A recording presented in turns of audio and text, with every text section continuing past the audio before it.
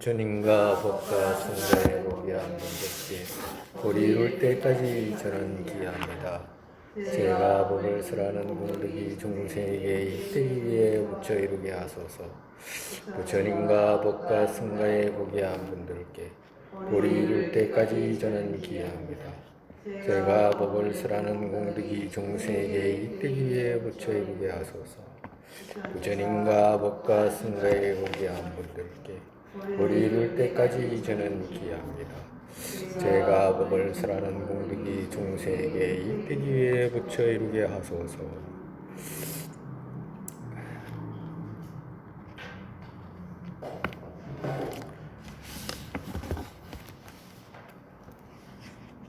또 우리가 이제 계속 읽어 나갔던 거 이어서 또 이제 읽어 나가죠.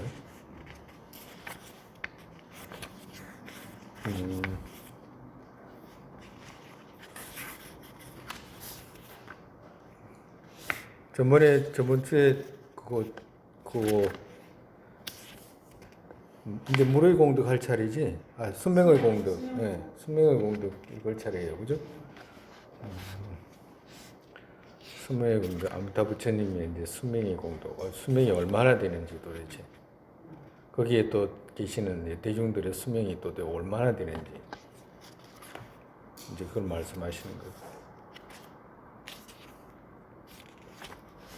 아나나 무량수불의 수명은 한량없이 길어서 이루 헤아릴 수 없나니 어찌 그대가 알 수 있을까 보냐. 가사 시방세계의 모든 중생이 다 성문이나 영각의 성인이 되어 다 같이 한자리에 모여서 생각을 고요하고 오로지 한마음으로 그들의 지혜를 다하여 백천만급 동안 쉬어본다 하더라도 능히 다 헤아릴 수가 없고 그 한계를 알 수가 없느니라. 부처님의 수명은 알 수가 없다. 너무너무 길어요. 부처님, 우리 중생들은 이 몸을 봤는데 업으로 봤잖아요. 업과 번뇌로 봤거든, 몸을. 그러니까 빌린 거라. 빌린 거는 줘야 돼. 내놔야 돼. 그래가지고 죽을 때는 떠나게 되잖아요. 빌린 거. 받을 때는 받고 또 인연이 다 하면 이제 돌려줘야 돼. 근데 우리가 부처가 될 때는 그거하고 관계가 없어. 남한테 빌려가지고 쓰는 것 같으면 돌려줘야 되지만 원래 있는 것으로 몸을 이루기 때문에 그 수명의 헤아려가 한량이 없는 거예요. 비교로 말하면 비교가 아니지. 만약에 우리가 이제 우리 몸을 이루고 있는 것은 몸과 마음이잖아, 그지? 그지? 나라고 이루는 거. 부처님도 똑같이 몸과 마음으로 이루어졌어. 근데 이제 몸을 누가 이루냐면 부처의 불신은 누가 이루냐면 마음하고 함께 늘 끝없이 함께 다니는 바람이라고 하는 게 있어. 기. 그때 앞전에도 이야기 여러 차례 했을 거라. 그 기가 색신을 이뤄. 그럼 마음은 뭘 이룹니까? 마음은 법신을 이룬다고. 그래서 법과 법신과 색신을 두 가지로 이루는 거라. 우리 오신 배웠잖아요. 그죠? 오신, 사신, 삼신 배웠지? 안 배웠지? 사신 하나 빼면 사신이지. 삼신, 거기서 하나 더 빼면 삼신이고. 응? 법신과 색신을 배웠잖아, 그지? 색신에서 그거 화신과 보신 배웠잖아, 그지? 그렇게 보면 삼신이잖아.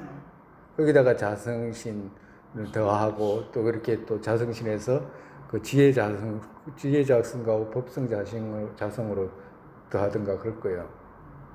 그래가지고 5가지로 나눠.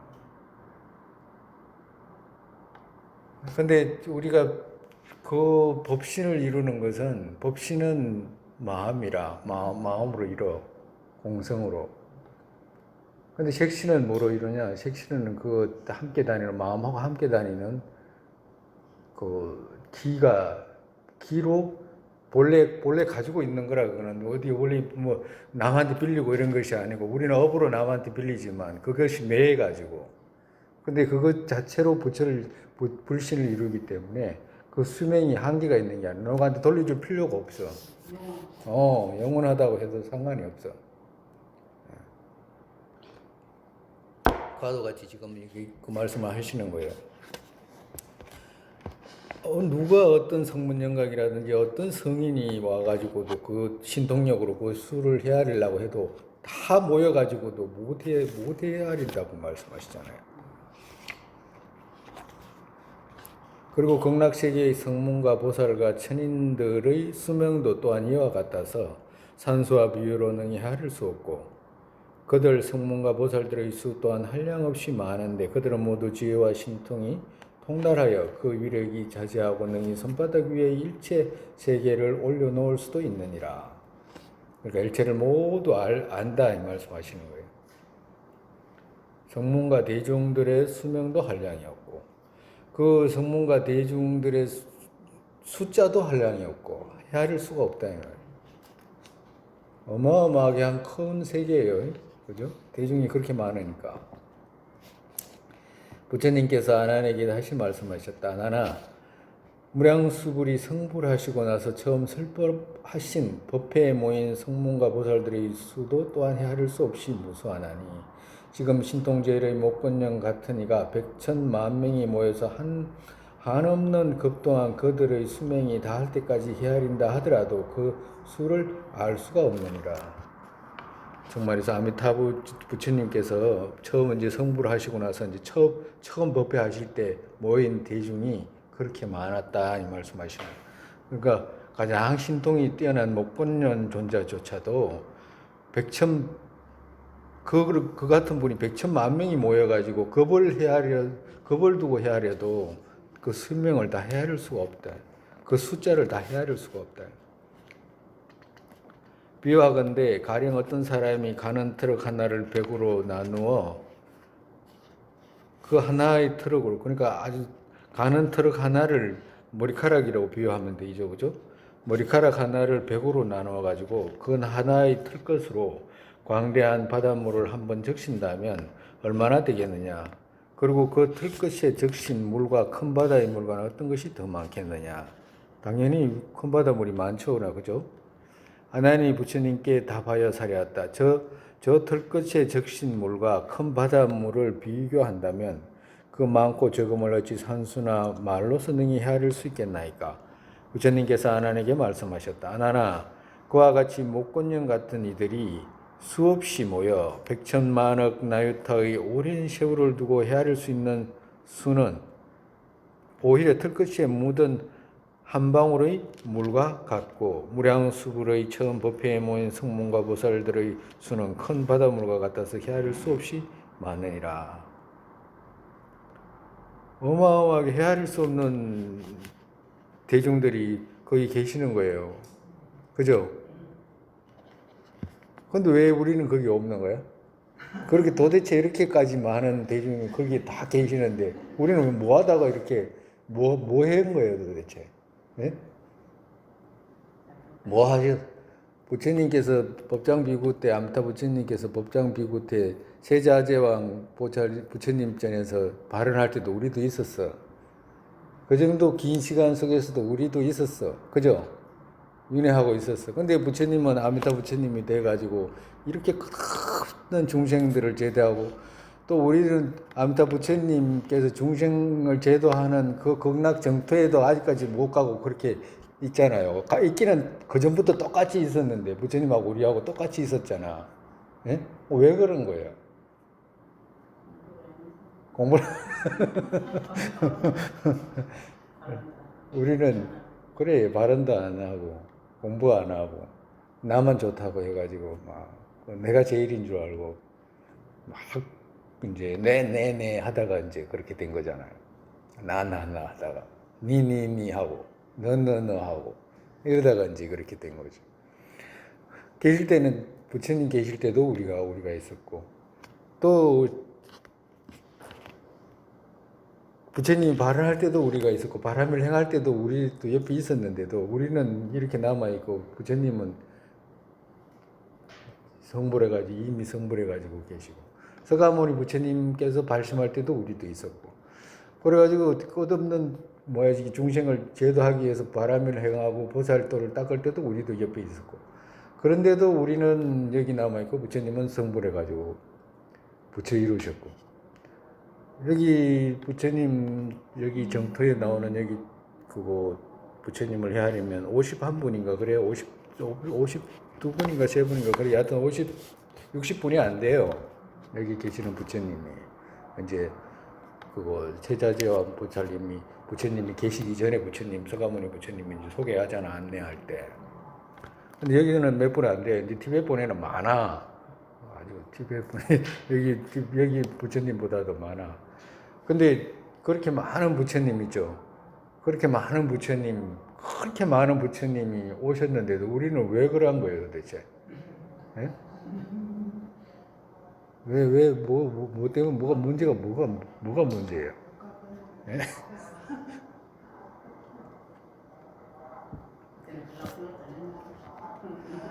그러니까 중생이 가려고 생각도 안 하면 안 가. 그게 맞아. 가도 같아. 그거를 아니 스님이 한번 생각해 보라고 이제 이야기를 하는 거예요. 나는 똑같이 부처님도 계실 때도 우리도 있었고 석가모니 부처님이 발심하고 보살들 닦을 때도 우리도 있었잖아요. 우리가 여기 있는 거 보면 있었잖아.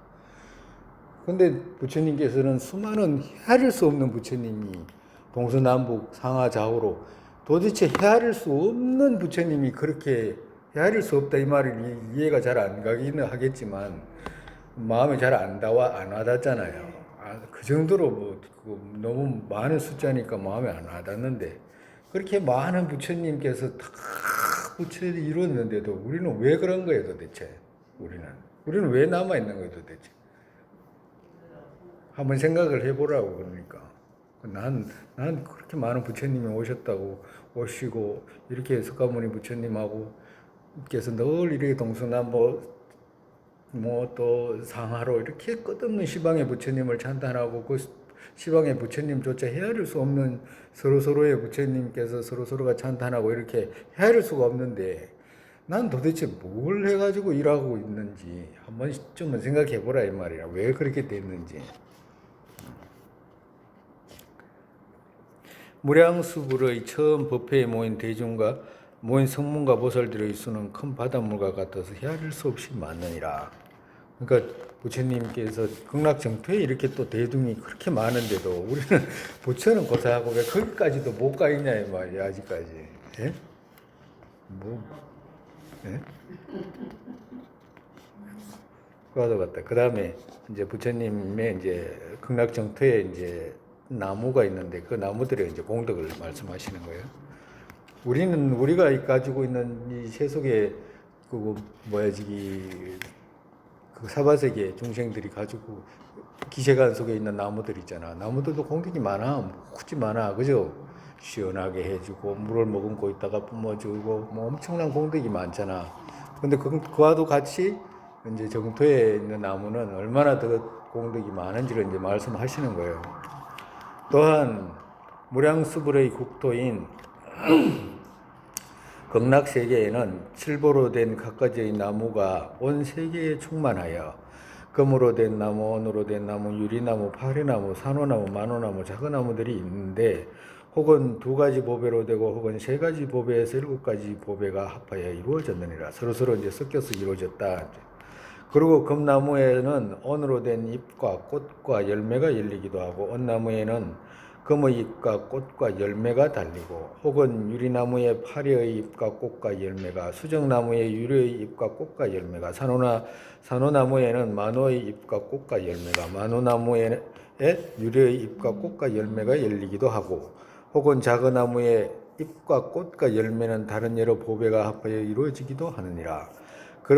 그리고 어느 보배나무는 자마금의 뿌리에 백원의 줄기, 유리의 가지, 수정의 줄거리에 산호의 잎, 만호의 꽃, 작의 열매가 열리고 어느 보배나무는 백원의 뿌리를 하고 백원을 뿌리로 하고 유리의 줄기, 수정의 가지, 산호의 줄기에 만호의 잎, 작의 꽃과 자마금의 열매가 달리고 어느 보배나무는 유리를 뿌리로 하고 수정의 줄기, 산호의 가지, 만호의 줄거리에 작의 잎, 자마금의 꽃과 백원의 열매로 되고 어느 보배나무는 수정의 뿌리에 산호의 줄기, 만호의 가지, 작의 줄거리에 자마금의 잎, 백원의 꽃과 유리의 열매로 되고 어느 보배나무는 산호의 뿌리에 만호의 줄기, 작의 가지, 잔마금의 줄거리에 백원의 잎, 유리의 꽃과 수정의 열매로 되고 어느 보배나무는 만호의 뿌리에 작의 줄기, 잔마금의 가지, 백원의 줄기에 유리의 잎, 수정의 꽃과 산호의 열매로 되고 혹은 어느 보배나무는 작을 뿌리로 하고 자마금의 줄기와 백원의 가지와 유리의 줄거리에 수정의 잎과 산호의 꽃과 만호의 열매로 되었나니 이와 같이 칠보가 서로 번갈아 뿌리가 되고 줄기가 되고 가지와 잎과 꽃과 열매가 된 보배나무들이 극락세계에 가득하느니라.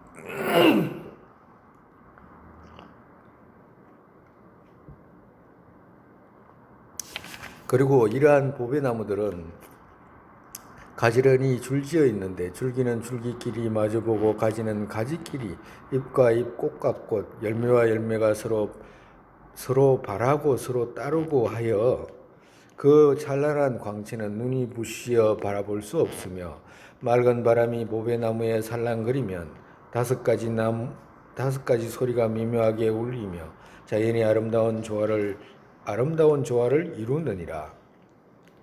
또한 무량수불이 계시는 극락세계에는 무량광불이 계시는 극락세계에는 보리수는 그 높이가 400만 리이고 이제 보리수의 공덕을 이제 말씀하시는 거예요. 보리수의 수는 그 높이가 400만 리이고 그 밑둥의 둘레는 50유순이며 그 가지와 잎과 사방으로 20만 리나 퍼졌는데 이 보리수는 온갖 보배로 이루어지고 더욱 모든 보배의 어뜸인 월광만이와 지혜 유음보로 자연스럽게 꾸며져 있느니라. 그리고 이 보리수의 가지와 가지 사이에는 보배로 된 영락을 드리웠는데 그 빛깔은 백천만 가지로 변화하여 그 광명은 한없이 비치어 다함이 없고 나무 위에는 거지없이 귀하고 묘한 보배로 된 그물들이 덮였나니 이와 같이 일체의 아름다운 장엄들이 바라는 대로 저절로 나타나느니라. 가벼운 산들바람이 보배나무 가지에 살랑거리면 한량없는 묘법의 음량이 울리고 그 소리가 울려 퍼져 모든 부처님 나라에 두루하느니라. 그래서 그 아름다운 소리를 듣거나 그 향기를 맡거나 맛을 보거나 그 광명이 몸에 비치거나 마음으로 그러한 장엄들을 생각하는 중생들은 모두 생사를 깨닫는 무생법인을 얻고 다시 물러나지 않는 불태전의 자리에 머물러 성불할 때까지 육근이 청정하여 아예 번뇌와 시름이 있을 수 없느니라. 아나나 극락세계에 있는 인간이나 천신들이 이 보리수 나무를 보면 삼법인을 얻게 되는데 첫째는 가르침을 듣고 깨달아 마음이 안온한 음향인이라는 것을 얻는다고. 그 음향인이 뭐냐 앞전에 설명했죠, 그죠? 그냥 부처님 가르침만 들어도 그냥 마음이 그냥 편안하고 부처님 가르침을 이해하는 그런 힘이 생기고, 둘째는 진리에 순종하여 법대로 행하는 유순인이며, 그러니까 그 소리를 듣기만 해도 진리를 자연스럽게 그 마음이 이제 그 진리에 순응하는, 진리로 따라가는 그 마음이 이제 생기게 되고, 셋째는 모든 법의 실상을 깨닫는 무생법인이니라. 이 세 가지가 생긴다 이제 말씀하시는 거예요. 이 보리수 나무를 보기만 해도 그렇다 이 말이에요. 그런데 이러한 모든 장엄과 공덕들은 무량수불의 위실력에 의한 것이며 법장 비구대시한 본을력 때문이며 또한 음만하고 분명하고 견고한 원력 때문이며 끝까지 성취하고자 하는 구경의 서울력 때문이니라. 그러니까 부처님께서 아미타 부처님께서 그렇게 아미타 정토를 건설하고 그렇게 광대하게 건설하고 일체 모든 중생들한테 이익되게 할 수 있었던 힘은 뭐냐? 바로 부처님께서 법장 비구 때 세웠던 본원력으로 그렇게 됐다는 본원. 그래가지고 그 본원력을 바탕으로 해가지고 육바람일 하신 행위 있죠? 그 자체가 그렇게 광대하게 만들었다 이 말을 말씀하시는 거예요. 그러니까 육바람일 얼마나 중요해? 육바람일을 보살이 행이 없으면 이런 원력을 가지고 세울 수가 없다. 원력만 가지고 안 된다. 행바라밀이 있어야지 되지. 그 말씀하시는 거예요.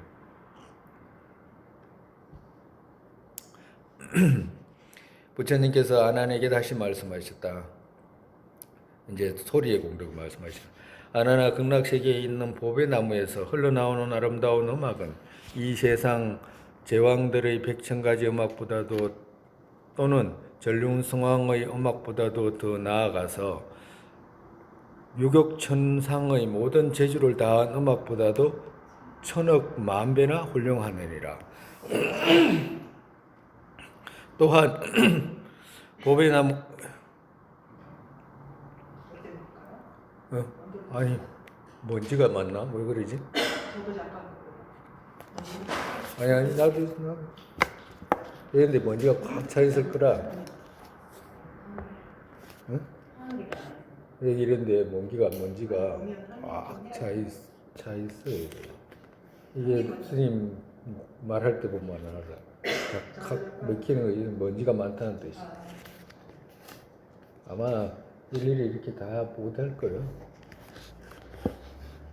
또한 보배나무 음악 외에도 자연에 울리는 천만 가지의 음악이 있는데 그 음향은 모두가 진리를 아뢰는 신묘한 소리로서 한량없이 맑고 애절하며 미묘하고 아득하고 시방세계의 모든 음악 가운데 가장 으뜸이니라.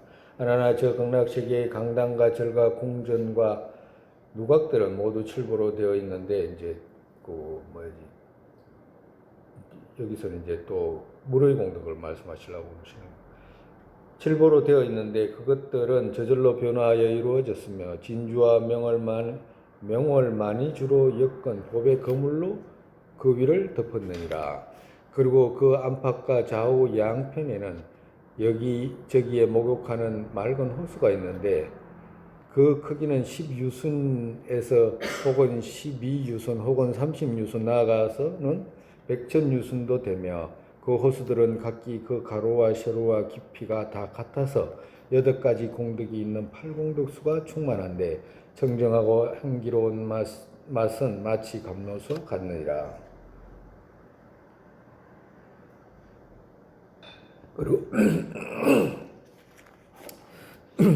그리고 황금의 모세는 백원의 모래가 깔리고 백원의 모세는 황금의 모래가 깔리고 수정의 모세는 유려의 모래가 유려의 모세는 수정의 모래가 산호의 모세는 호박의 모래가 호박의 모세는 산호의 모래가 자거의 모세는 만호의 모래가 만호의 모세는 자거의 모래가 백옥의 모세는 자마금의 모래가 자마금의 모세는 백옥의 모래가 깔려 있나니 이렇듯 혹은 2가지 보배로 혹은 3가지 보배로 드러낸 칠보가 합성하여 이루어졌느니라. 또한 목과 언덕에는 전단향 나무의 꽃과 잎이 무성하게 드리워졌는데 그 향기는 두루 천지에 풍기며 물 위에는 아름다운 청년화, 홍연화, 황연화, 백연화 꽃들이 서로 어울려 찬란하게 빛나며 가득히 물 위를 덮었느니라.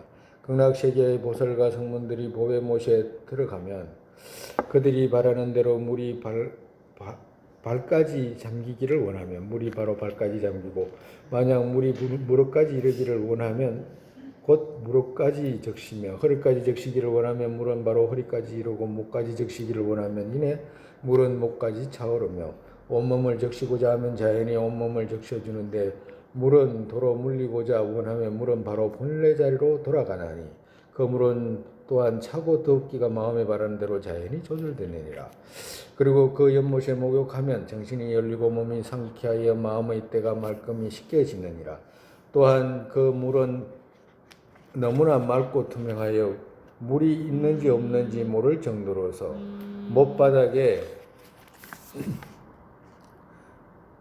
못바닥에 보배 모래가 환히 드러나 아무리 깊은 데라도 비치지 않은 데가 없으며 찬란한 물결은 빠르지 않고 더디지 않고 거지없이 아득하게 출렁거리고 있느니라.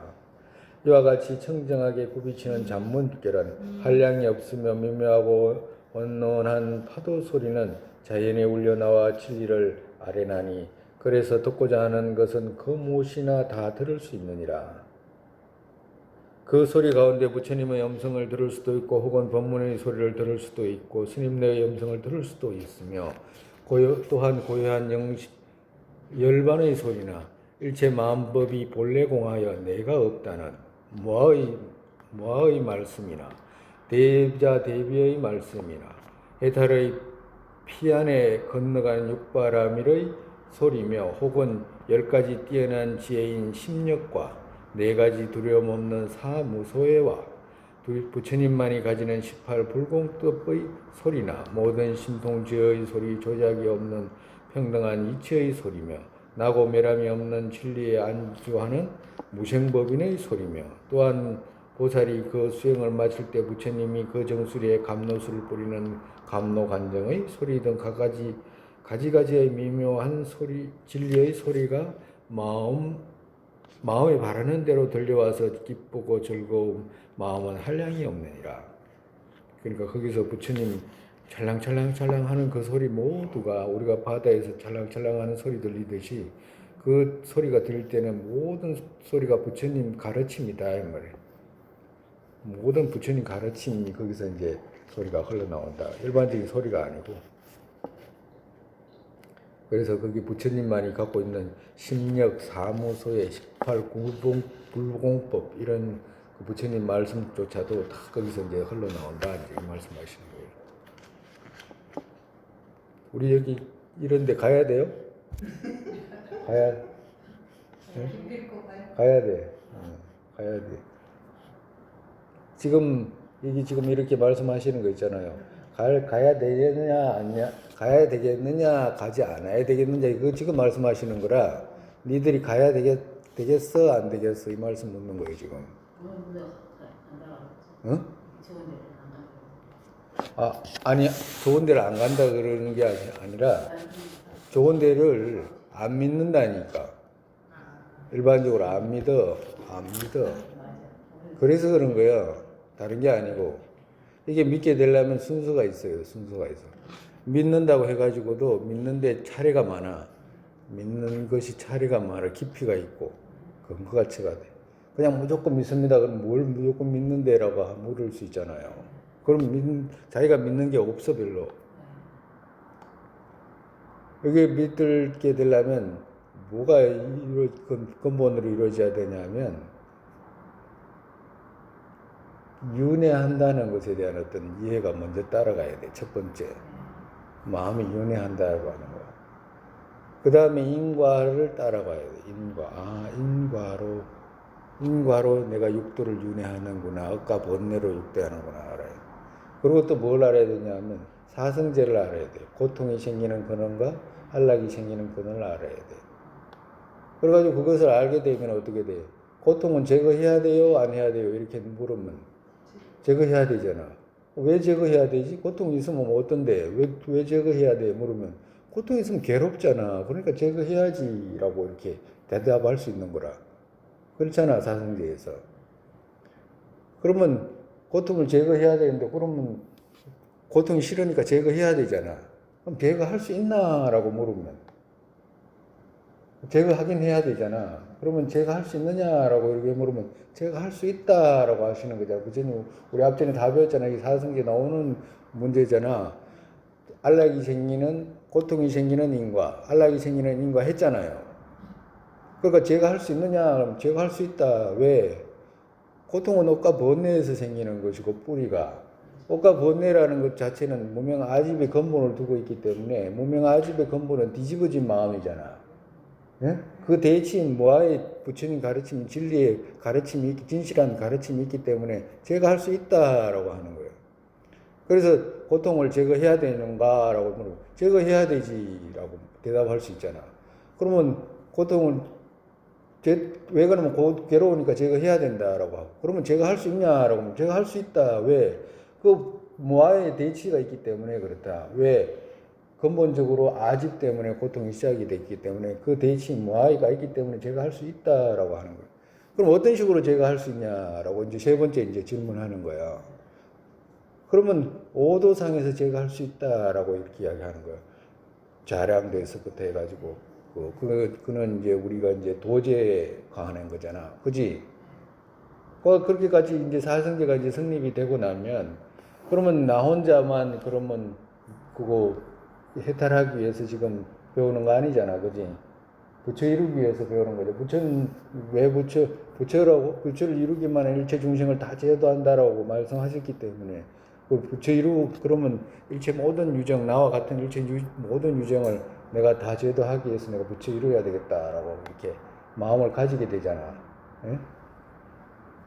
그럼 부처 이룰 수 있냐라고 너 부처 왜 이루려고 해라고 이렇게 물으면 부처 이루어야지 일체 중생을 제도하지라고 이렇게 대답한 거잖아 앞전에. 그래가지고 보리심 이렇게 했잖아. 예? 부처 이룰 너 왜 뭐 때문에 부처 이루려고 해라고. 나 부처 이루어야 돼. 왜? 일체 중생을 제도하기 위해서 부처 이루어야 된다. 그럼 부처 이룰 수 있나라고 이렇게 물으면 있다라고. 응? 인과하러 가기 때문에 보리심을 이렇게 가지고 일체 번뇌를 제거하고 소지장을 다 제거하면 부처 이룰 수 있잖아. 예? 자비심을 이렇게 가지고 중생을 제거하겠다는 마음 보리심 이렇게 가지고 억과 번뇌를 제거하고 소지장까지 제거하면 부처 이룰 수 있잖아요. 부처 이룰 수 있냐? 부처 이룰 수 있다. 이렇게 했기 때문이죠. 이룰 수 있는 길은 그러면 어떻게 해서 이룰 수 있냐? 옥도상에서 그렇게 이룰 수 있다. 세 가지가 딱 질문, 아까 전에 처음에 세 가지 질문하고 부처 이루기 위해서 세 가지 질문한 것이 딱딱 답이 됐잖아. 예?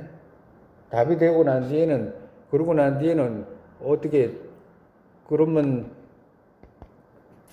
부처 이루고자 하는 사람이 금생에 다 못 이룰 때는 그러면 어떻게 하는가라고 이렇게 물을 때 계속해서 공부해 나가야 되잖아. 그죠? 그럼 공부해 나갈 곳을 찾아야 되잖아. 그러면 나도 찾고 있었는데 부처님께서 말씀하시는 거잖아. 여기 가서 계속해서 네가 원래 발언했던 그 마음 그냥 그대로 계속해서 이어질 수 있는 공부할 수 있는 곳이 여기가 있다라고 말씀하신 거잖아. 소개하시는 거잖아 지금. 그러면 내가 거기 갈 수 있냐? 내가 가야 되나라고 이렇게 묻잖아 자기한테. 내가 가야 된다. 왜? 나 부처 이루기였기 때문에 거기 가서 계속해서 공부해야 할 때기 때문에 거기 가면 조건이 좋은 곳이니까 내가 거기 가야지라고 하는 마음 일으킬 수 있잖아. 그죠? 그잖아요. 그 다음에는 그러면 거기 가기 위해서는 어떻게 해야 되냐? 그러면 가긴 가야 돼. 그럼 거기 갈 수 있냐라고 이제 나중에 묻는 거라. 갈 수 있다라고. 왜 그러냐? 부처님께서 말씀하시는 거예요. 인과로기도 하기 때문에 거기 태어날 인을 심으면 가잖아라고 말씀하시는 거잖아. 예? 그러고 난 뒤에 어떻게 돼? 그러면 그 인을 갖추려면 어떻게 해야 되는가? 이제 나중에 이제 묻는 거예요. 그러면 이런 인을 갖추면 된다라고 이렇게 해가지고, 이런 식으로 해가지고, 인을 갖춰가지고, 정토에 태어나게 된다라고 이제 말씀하시는 거예요. 이렇게 자세하게. 그러려면 어떻게 돼? 사제법도 알아야 되고, 부처가 누구라는 것도 알아야 돼. 부처는 누군지도 모르면서 간다는 것은 말도 안 되잖아요. 부처는 일체 모든 두려움에서 당신 스스로가 벗어나고, 또 남에게도 두려움을 자비심을 가지고 또 남을 두려움에서 제거해 줄 수 있고 그지? 그러려면 일체를 알아야 되잖아. 그러고 난 뒤에 또 하나 더 보태도 안 되고 안 보태도 되는데 또 보탠다고 한다면 그 일체 중생을 제도할 수 있는 힘이 있는 그 네 가지 조건을 갖춘 분을 부처라고 했다고 그랬잖아. 그죠? 그럼 그러면 그것을 이루기 위해서 우리가 그곳에 가려고 하는 것이지, 다른 걸 이루기 위해서 가는 게 아니잖아. 그지?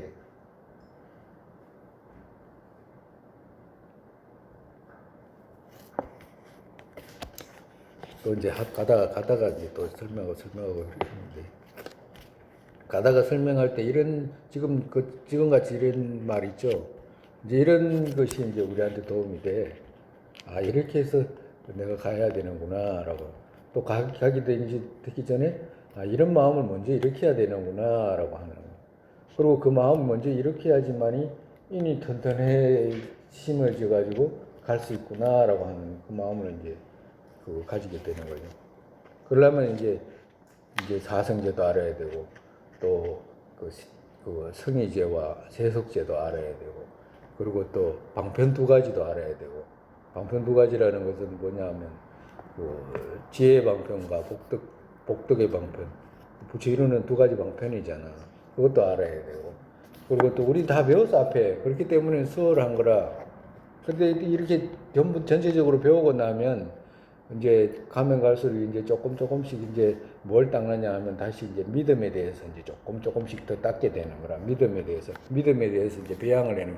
믿음이 확실하지 않잖아. 완전 100% 막 믿음이 확실하지 않거든. 그러니까 믿음에 대해 믿음은 닦는 거라. 믿음은 그러니까 정토에 대한 믿음, 본인이 갈 수 있다는 것에 대한 어떤 그 확신에 대한 믿음. 왜 그것이 생겨야 되냐 하니까 인과에 대해서 이제 조금 더 정밀하게 닦아 들어가면 그것에 대한 어떤 믿음을 더 크게 가지게 되는 거라. 그렇게 더 크게 가지게 되면 중생이 태어나 가지고 저기 우리는 이때까지 못 만나봤다는 거라. 정말에서 이때까지 수없는 생을 태어났긴 했지만 태어날 인연을 못 지은 거잖아요. 금생에 이제 태어나가지고 정토에 태어나기만 하면 어떻게 돼? 이제는 거기서 이제 일생보초로서 이제 끝나는 거라. 일생보초로서 거기서 있으면서 이제 다른 세계에 다니면서 이제 또 그 화신으로 중생 제도하는 거는 이제 둘째 문제고 그렇다 이 말이야. 그래서 이러한 소리를 듣는 이는 마음이 청정하여 모든 탐욕을 여의고 생사를 초월한 참다운 영생의 진리에 따르게 되며 불법성 삼보와 사무소회와 18불공법을 따르게 되고 모든 신통죄를 통달하여 보살과 성문들이 수행하는 진리의 대도를 따르게 되느니라. 그리고 그 불국토에는 지옥과 악이야 축생 등 사막도의 이름마저도 들을 수 없으며 다만 상쾌하고 즐거운 음악만이 자연히 들리나니 그러므로 그 나라의 이름을 안락색이라 부르느니라. 안락국이라고 부르느니라. 극락색이라고 부르느니라. 아르나 극락세계에 태어나는 이는 누구나 그와 같은 청정한 몸과 아름다운 미묘한 음성과 모든 신통력과 공덕을 갖추게 되며 그들이 거치하는 궁전을 비롯하여 의복과 음식과 여러 가지의 묘한 옷과 향이며 장식물들이 마치 제6천인 타화자재천에 자연히 갖추어 있는 것들과 같느니라. 정말에서 여러 가지 꽃들이 갖춰졌는데 타화자재천처럼 타화자재천은 그냥 저절로 이제 갖춰진 것이니까 이제 그와도 같다 말이에요. 만약 음식이 먹고 싶을 때는 바로 금은, 유리, 자금, 만호, 산호, 호박 등 칠보나 명을주나 진주로 된 그릇들이 원하는 대로 나타나는데 거기에는 가지가지의 백미 음식이 자연히 가득 담겨 저절로 앞에 와서 놓이게 되느니라. 그러나 이와 같은 풍족한 음식이 있더라도 실제로 먹는 것이 아니며 다만 그 색깔을 보고 향기만을 맡으면 먹었다는 생각이 들어 자연히 배부르게 되느니라. 그리고 몸도 마음도 부드럽고 상쾌하여 음식의 맛에 집착하지 않으며 이러한 식사를 마치면 그릇과 음식은 자연히 사라지고 바라는 때가 되면 다시금 나타나느니라. 그러니까 음식도 뭐 꽃과 향기며 뭐 여러 가지도 그냥 자연히 본래 갖춰져 있는 것처럼 드러나고 음식조차도 드러나가지고 이제 보기만 해도 있잖아요. 보기만 해도 이제 만족되는 거라. 보기만 해도 이제 배가 부르게 되네 이런 말을 좀 이상한데 그냥 만족되는 이라 이제 이렇게 이제 그 티벳 본에는 다 이렇게 돼 있어. 그리고 이제 음식도 만족되고 몸도 상쾌하게 되고 이제 그와도 같다. 그러니까 정말에서 우리 과거에 이제 의사 선생님이 천상 음식을 이제 받았다고 그런 거 뭐 전설에 얘기하잖아요. 그러니까 이제 원효 스님한테도 대접하고 싶어가지고 이제 원효 스님을 모셨는데 원효 스님 오니까 천상세계 음식을 안 줬다고 그러잖아. 천상세계 신들이 와가지고. 왜 하냐면 나중에 원효 스님 가고 난 뒤에 배 쫄쫄 굶고 난 뒤에 가고 난 뒤에 나중에 이제 천상세계 신들이 와가지고 그 원효 스님이 오니까 화엄 신중들이 다 이렇게 지키고 있어가지고 자기들이 올 수가 없었다고 이제 원장 스님한테 이제 그렇게 이제 이야기하는 그런 전설도 있잖아, 그죠? 원효 스님 우리보다 원효 스님은 신심이 우리보다 나은 것 같아. 그렇겠지, 그지? 원효 스님 이미 정토에 태어나셨을 거라, 그죠? 원효 스님 같으신 분. 견해는 틀려. 우리 견해하고는 틀려. 원효 스님 견해는 유식의 견해라. 아미타 소라든지 이런 데 보면 나중에 이제 같이 볼 기회가 있으면 이제 길지 않아. 짧은 내용이라. 몇 가지 정토에 대한 소가 있어. 무량수경 종료라고 하는 것도 있고, 이래 소가 몇 가지 있어요. 근데 이거 읽어보면 이제 원효 스님이 갖고 있는 생각은 그거라 유식의 견해라. 그거 다 드러나. 그 안에 이제 당신이 쓴 논익이 속이 때문에 그거는 속일 수가 없어. 그래서 그렇지만 견해는 그렇지만 신심은 우리보다 나으신 것 같아요. 가정으로 우리는 나무아미타불 동네 방네 댕기면서 안 부르잖아요. 예? 원효 스님은 동네 방네 댕기면서 나무아미타불을 부르고 댕기셨잖아. 그럼 신심이 얼마나 있어. 그 차이가 있어. 보면 차이가 있다고. 과도 같아요. 그러니까 가만히 생각해 보면 우리가 원효 스님만큼 신심은 없구나 나는 그런 생각이 들더라고.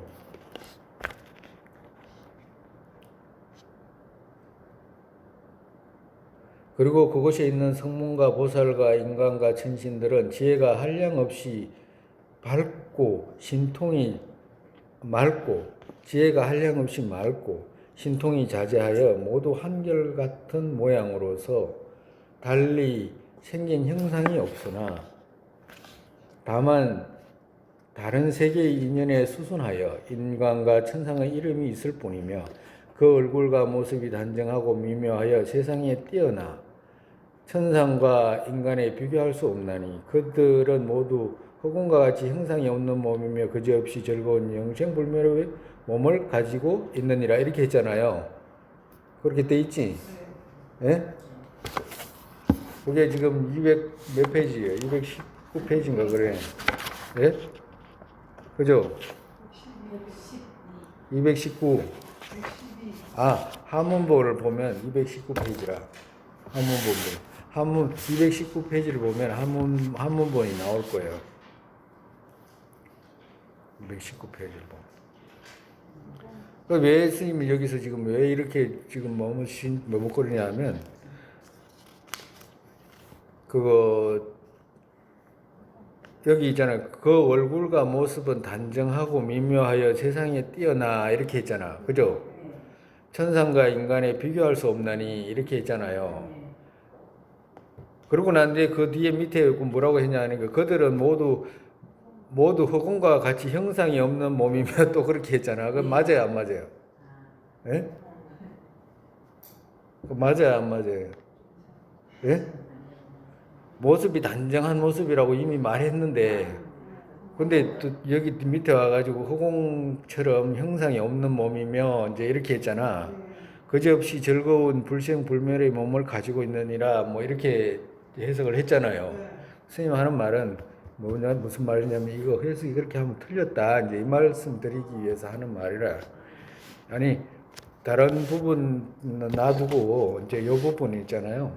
이제 이 부분을 이제 우리가 이제 그 한문본 보면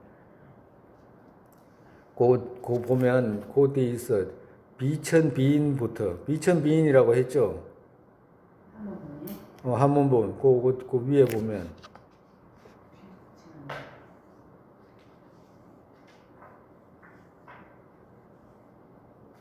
그때 보면 허무지신과 무극지체라고 있죠. 그 중간 못 와서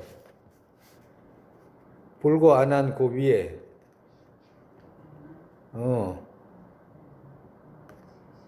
불고 안한이라고 있죠. 불고 안한 그 위에 보면 허무지신 무극지체라고 있죠. 그거 너무 밑에 내려갔다고 저 외광주는. 그 위에라고 위에. 아니 그거는 밑에 그 뭐야 저기 그 위에. 있죠. 안암백왈이라고 있잖아. 안암백왈. 예? 그 위에 불고 안한이라고 있잖아요. 그지? 그 위에 보면 허무지신이라고 있죠. 응? 너무 내려갔다. 너무 내려갔어. 그 위에. 거기 그거 있잖아. 하나, 둘, 셋, 넷, 다섯, 여섯, 일곱, 여덟 점. 이런 위에서도 하나, 둘, 셋, 넷, 다섯, 여덟 점. 거기 있죠. 네.